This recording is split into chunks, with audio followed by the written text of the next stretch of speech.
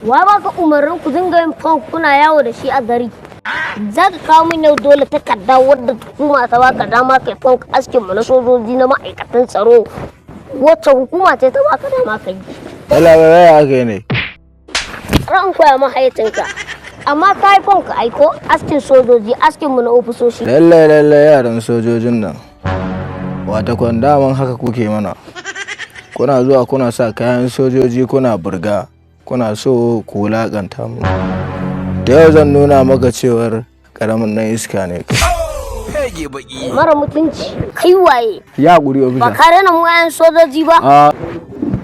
Mara mutunci, yau zan koya ma hankali. Sai na fasa ma kai da bindigan nan yau.